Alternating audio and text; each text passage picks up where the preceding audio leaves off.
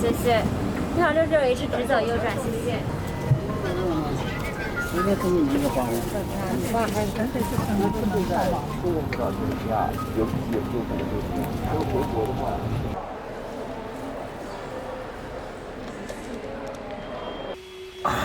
I mean, China, you're looking at a face that has been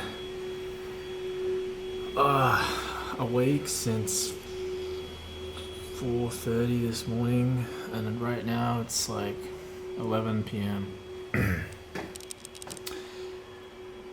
Oh, it's been a long day.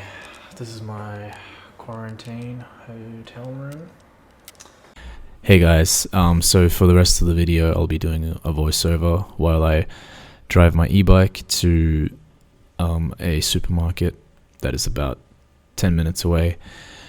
So the first part of that video was just me doing my COVID test in Australia and then getting on the flight to China. So I did my quarantine, and yeah, I'm now living in China and teaching English here.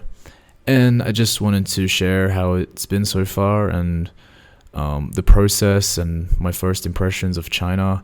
So this is my first time living in China, being here. And yeah, it's quite funny that I come here during the pandemic. It's actually very, very rare.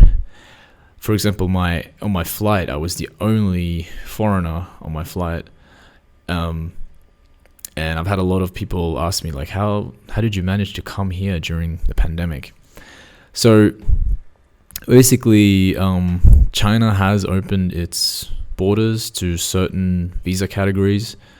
One of them is the Z visa, and certain jobs like English teachers, because they are in high demand, so you can get the visa, but you need to get something called an invitation letter to be able to apply for the visa. So first you need a job offer, then you get the invitation, and then you get the visa. But it is possible. It can be done. I mean, China has controlled the virus really well. They went into really hard lockdown early on. I mean, a year ago. And since like September last year, they started opening their borders. So, but it's very controlled. I mean, I did 3 weeks of quarantine, and like even returning Chinese people, they need to do the 3 weeks as well. The government is really strict, which is good because things here now, as you can see, things are normal. Everyone's driving around and doing their thing. Masks are not, you don't need to wear them when you're outside. Only when you go into big shopping malls and government buildings. I wear one all the time, but it's not like a surgical mask, it's a pollution mask. And I recommend wearing one of those in China because the air quality is not always that good, but it is getting a lot better. And I think, China is really trying to change that. For example, with the e-bikes, you don't see any motorbikes here anymore. And a lot of, electric cars are becoming more and more, and it's good. But still wear the mask, just in case. So the process of getting the visa, it was pretty straightforward. It obviously took a long time, so I did an interview, and then about I got the job quite quickly, like straight away. But then I had to gather all the documents to send to my employer, and getting all those documents together, it was quite a hassle. So you have to get your degree certified and notarized, and then you have to get a police clearance and do the same thing with that. You have to get a medical check. You have to do, and then you need to do a TEFL certificate, and some other things, and yeah, it's just a lot, and especially it took a longer because of the pandemic. A lot of like offices, I mean agencies and embassies, they're not operating their normal working hours, so some things are done by post, and yeah, it's just very it was very frustrating. But it took about 4 months for me to get all the paperwork together, and then it took 2 months to get the visa. So 6 months from when I had my interview, I was on the plane to China, and yeah, then I arrived in Guangzhou, and I did 2 weeks quarantine there. I made a video about the quarantine in Guangzhou, just like a day in quarantine in Guangzhou. So if you want, you can check it out. It's in the link below. And after that, I flew to Zhengzhou, which is in Henan province, and that's where I work now as an English teacher. And I had to do 1 more week of quarantine there.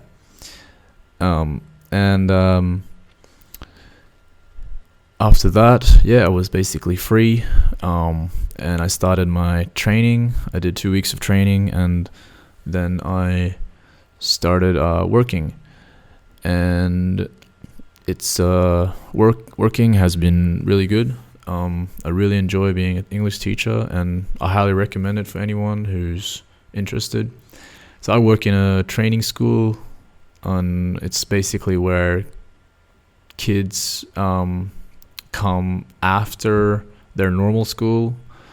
Education is very big here in China. I mean, parents are spending a lot of money on their kids. It's a bit of a culture thing. It's very common in Asian countries to see this, valuing education. But yeah, it's good for us. We get paid well for teaching English, and English is seen as a very valuable skill. But the teaching it's good fun as well. And it's not just about the money; it's also an enjoyable job.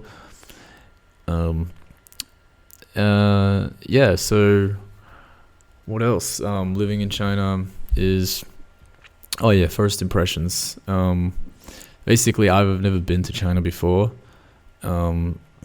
I have always been interested in Asia, and last year I started to study Chinese. I have an interest in languages, and I wanted to start studying a language, and that's kind of how I ended up going to China, because I was studying Chinese, and then I didn't really know about you could go there and teach English, and then when I found out about it, I researched more, and yeah, and then eventually was looking for jobs in China, and then yeah, got that interview, and then now I'm here. Yeah, so I was interested in China, in Chinese culture, and that's kind of why I came here. And yeah, I think so far, I mean, for me,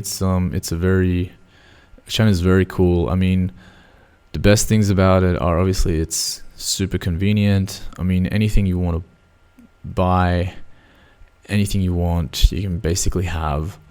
I mean, it's especially good for foreigners because they come to China and they usually earn a lot more than the Chinese. So your money goes a lot further. So you feel kind of rich living here. And obviously, yeah, cost of living is quite low. It depends on which city you go to. I'm in like a second/first tier city, Zhengzhou. It has about 10 million people. But yeah, rent prices and food prices, it's all still quite cheap here. I can save a big chunk of my salary, which is quite nice. Yeah, so obviously they have yeah, so that's pretty good. And then yeah, you have all the food, you have the culture. I think it's it's really cool. And yeah, it's convenient, it's nice. I'm just really like in awe about it. But some of the bad things, I wouldn't say there are too many bad things. Mainly just old people spitting on the ground, which I think is like, I don't know. I don't think I'll get used to that, but that's not a big deal. It's a I don't know. It's a culture thing, but yeah, a lot of people spitting on the ground.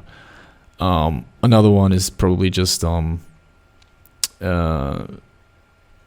people trying to sell stuff all the time, but it's probably not as bad as some other Asian countries. People don't really annoy you that much. They leave you alone if you say no once. And this is probably not a bad thing, but if you come here and you don't speak any Chinese, then it could be quite hard to integrate. Actually, it is possible to like live in a foreign bubble or like an expat bubble, but I think it's more, you will enjoy it more if you learn some Chinese. Being able to talk to colleagues, being able to talk to the taxi driver or the shopkeeper or just random people on the street. It's a really cool feeling when you speak to someone in their language.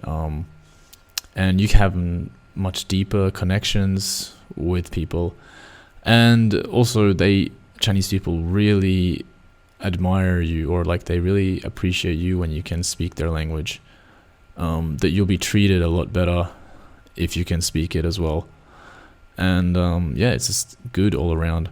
You can see on my right there is a massive shopping center. It's called Dawei Chang.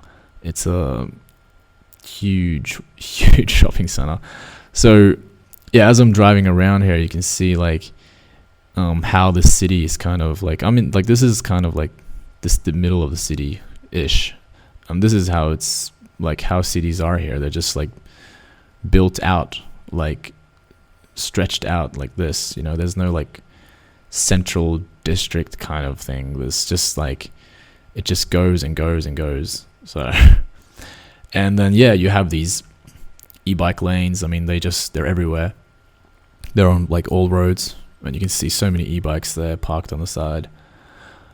Because cars, as I said before, cars are expensive, and parking your car is a hassle. E-bikes are just really convenient as well. So yeah, I'm just on my way to a shopping center. And yeah, where was I? Yeah, so the bad things, yeah, just the spitting and the language thing is, yeah, it's mostly because people don't really speak English. It's very hard to find someone that speaks English. If you work in a English teaching school, then obviously most of the staff will speak English, but people on the street, I still haven't met a single person on the street that speaks English. And it's, you don't expect them to, because first of all, English is really hard for them. It's just like Chinese is really hard for us. And then they don't really have any need for it. Most of the Chinese, they won't go abroad. Even though there's a lot of Chinese abroad, there's so many that don't go. So they kind of, they do, English is important. They realize that. But most of them won't go abroad. So most of them just don't bother learning it. But Chinese is not impossible to learn. It's absolutely possible. You just have to commit a bit of time. So here I'm approaching the place I'm going to go shopping at. So I'm just going to go across this road and just park my e-bike just here. And yeah, that's basically my my take on China so far. I